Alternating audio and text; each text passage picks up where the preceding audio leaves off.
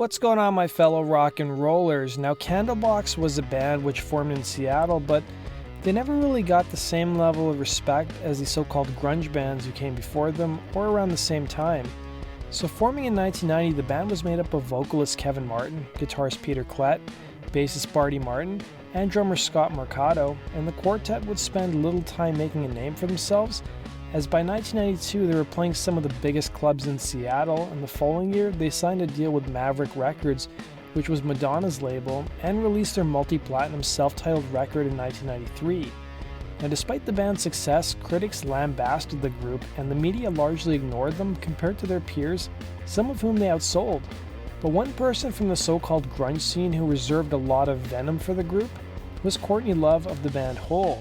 And in 1993, following the band's success, she would give various press interviews blasting the band for writing her husband Kurt Cobain's Coattails, and following her husband's death, her comments became even more vitriolic against the band. Now, Courtney Love would tell author Mark Yarm, "Nobody cared for Candlebox. It seemed fake. Guy Osery signed 2 bands that made money out of the 48 he signed to Maverick, and the other one was Alanis Morissette. Candlebox was just sort of gay, but Alanis was a safe version of what I had been doing, and it really infuriated me," she'd say. Now, guitarist Peter Klett would tell author Mark Yarm that she just hated us for the same reason all other assholes did. They could not handle the fact that we were successful, and Courtney Love didn't deserve squat, man.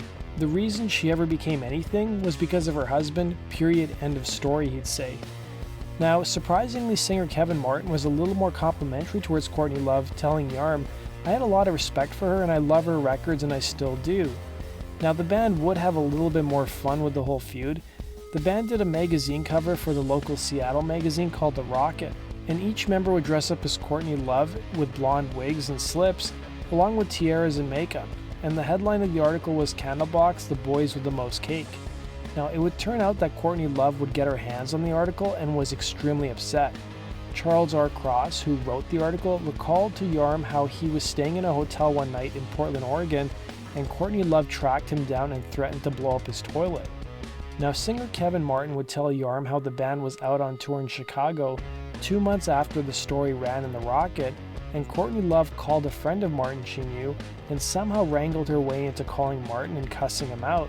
Martin would recall, "She just went off on me for 2 hours. She was losing her effing mind. I think she was pretty well loaded. How dare you, you guys are posers," and other BS, she'd say. Now, everything that came out of her mouth went back to Kurt, how we were riding his coattails. I even made a point to her about how you keep using your husband's name. This isn't about your husband. We don't sound anything like Nirvana. He would go on to tell her that the article was meant to pay homage to her and her credibility as an artist, and told her to stop being a pain in the ass and stop talking crap about the band. Now, Martin hilariously would end the discussion to Courtney Love by saying he couldn't remember how the conversation ended and thought that Courtney Love probably passed out. So that does it for today's video, guys. Thanks for watching. Be sure to hit the like button and subscribe. And as always, if you have suggestions for future stories, let me know in the comment section below. Take care.